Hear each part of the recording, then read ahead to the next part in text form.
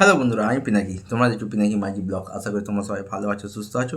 এখন Indian cinema সংক্রান্ত বেশ কিছু আপডেট দেবো, তো প্লিজ চ্যানেলগুলো সাবস্ক্রাইব করে দাও। ভিডিও ভালো লাগলে লাইক করে দাও, কমেন্ট করে দাও, শেয়ার করে দাও। প্রথম আপডেট হচ্ছে ধুরন্ধর 2কে নিয়ে। দেখো, ধুরন্ধর 2 যে ওটিটি রাইটস আছে, সেটা সেটা কিন্তু হিউজ অ্যামাউন্টে বিক্রি হয়ে গেছে। ধুরন্ধর পার্ট 1 যেটা নেটফ্লিক্সে এসেছিলো, কিন্তু সেটা পার্ট 2টা সেটা জিও হটস্টারে আসবে। তো শোনা যাচ্ছে প্রায় 150 কোটি টাকা দিয়ে বা 150 কোটির উপরে এই ওটিটি রাইটসটা বিক্রি করেছে ধুরন্ধর 2। আর একটা আপডেট হচ্ছে ধুরন্ধর 2 সংক্রান্ত। এটা অফিসিয়ালি কনফার্ম হয়ে গেছে। ধুরন্ধর 2তে বলিউডের one of the talented actor Yami গৌতমকে আমরা দেখতে পাবো। ইয়ামি গৌতমের একটা ক্যামিও থাকতে চলেছে, এবং সেটা যদি একটা কোনো অ্যাকশন সিকোয়েন্স হয় তাহলে তো ভাই পুরো ধামাকা হয়ে যাবে।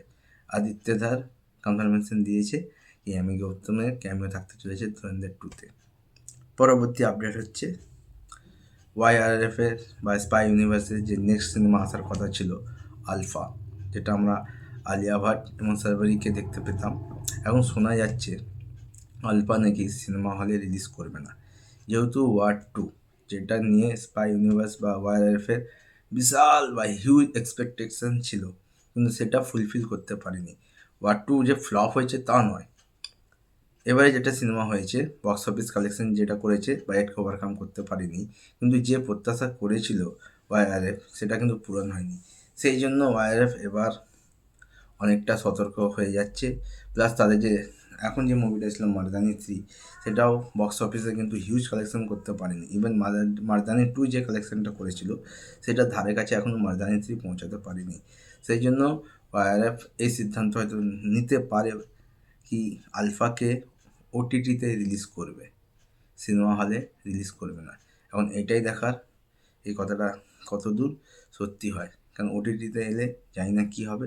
আমি তো চাই স্পাই ইউনিভার্সের প্রতিটা সিনেমা যেন সিনেমা হলে রিলিজ হোক। থার্ড আপডেট হচ্ছে অ্যানিমাল পার্ককে নিয়ে।